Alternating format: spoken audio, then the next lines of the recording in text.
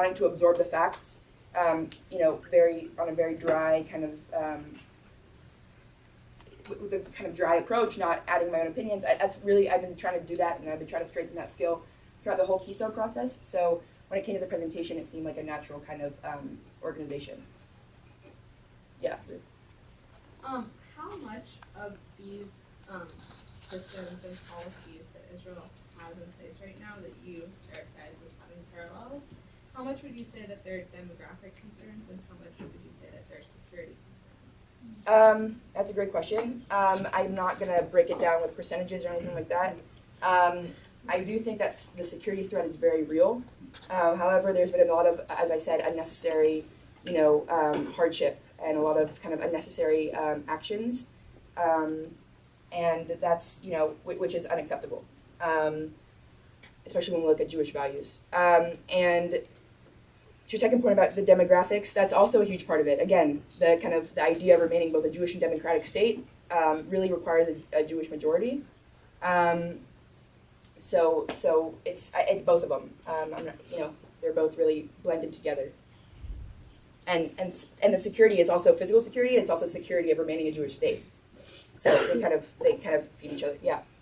I know one of your goals was to get comfortable hearing opinions that you don't necessarily get exposed to otherwise, and that was part of your community service goal. And so I was sort of wondering what your sources were in doing this research, and also if there were sources that represented the anecdotal or the human experiences of people living in the West Bank and East Jerusalem. For my research, I must have read like 40 to 50 articles about this topic. These two words, Israel and apartheid, have been linked for a while now. And I kind of got my hands on any article that kind of had to do with that. I didn't get any huge books because that I would have fallen asleep.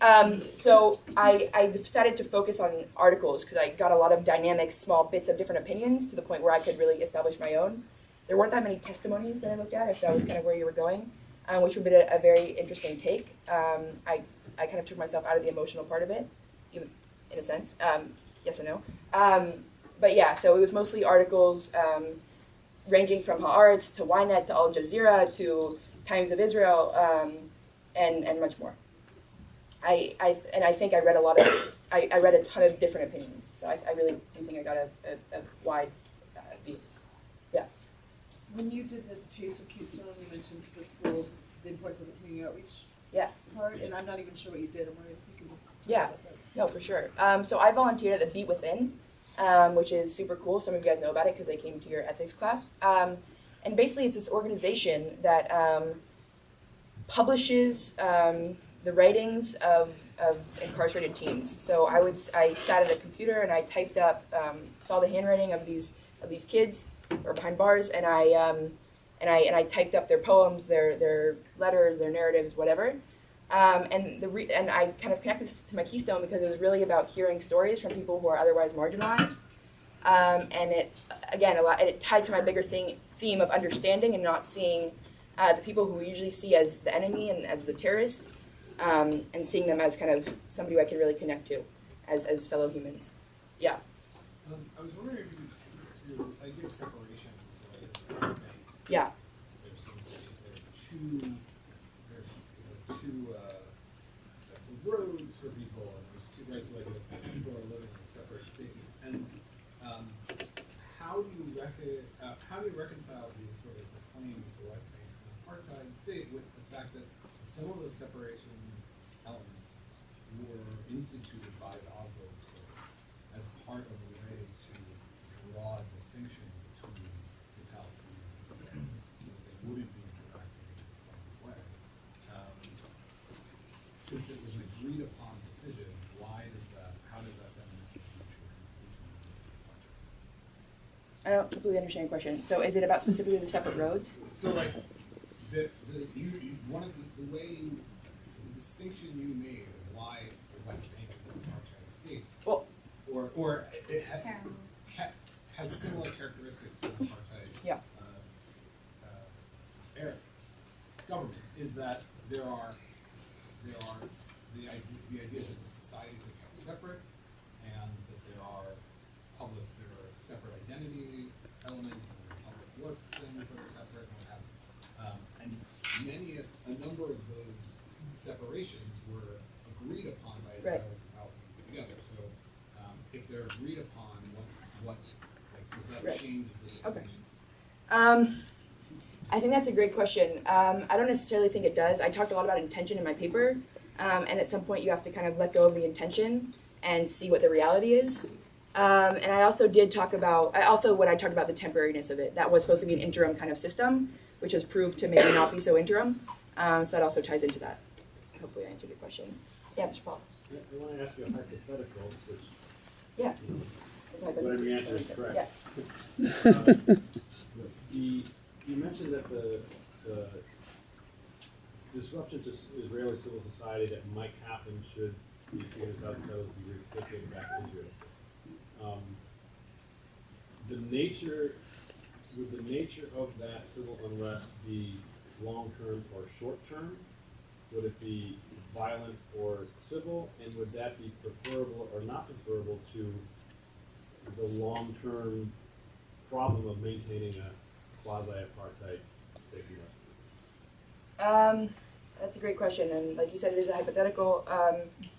I'm not, I can't predict. As it happened with Gaza, it was definitely, like I said, civil unrest, and there was a lot of,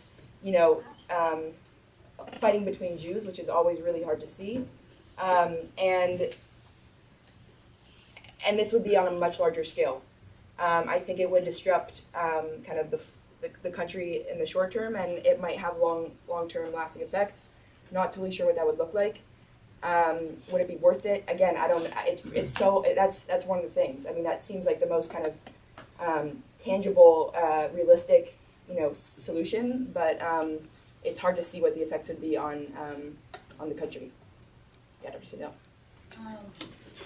Really appreciate the way you have combined your passion with what is obviously a genuine effort to educate and grapple with issues.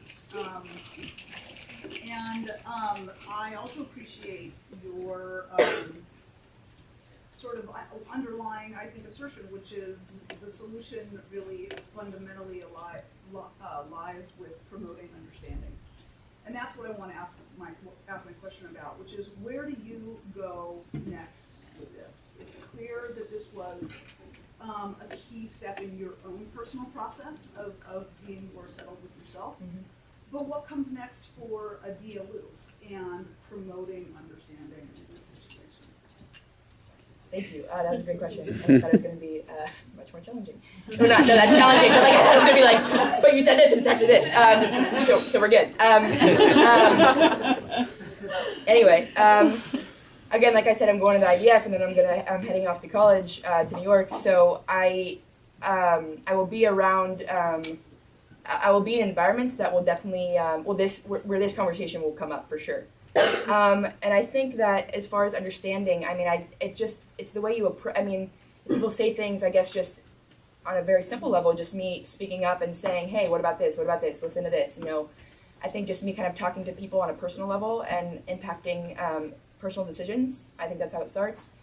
And as far as after that, I mean, I don't know, maybe establishing a club or establish it at, school or some kind of, I don't know. I mean, maybe I'll go into some kind of programming. I mean, there's a lot of stuff like Abraham's Vision and whatever that really promote this kind of mutual understanding and recognition. But I'm not exactly sure where I'll go with this in a concrete manner, but definitely just in conversation, I really will strive to bridge the gap between the two people, remind people again that we're cousins. I love that, and that we're humans, and we in order to reach some kind of agreement. Just like the Oslo Accords did, we first have to really recognize each other's existence. We have one more question. Oh, yes. I was wondering if you know anything about what the sort of Jewish-Israeli opinion is on this topic of. Have you met Jews before? They don't have one opinion. Well, just like in the general, feelings. Yeah. But I mean, what I said still say, there's not. It's not. Yeah. It really depends who you ask. It depends where that Jewish Israeli is living. It depends, on their politics, on their family, on their friends. I mean, it's I do not think, based on my understanding, that there's one collective Jewish-Israeli opinion on the subject, or on the conflict itself, or on how to move forward, or any solutions. Yeah, and I don't want to, again, just for the purposes of giving you a concrete answer, try to come up with some, some mutual, opinion.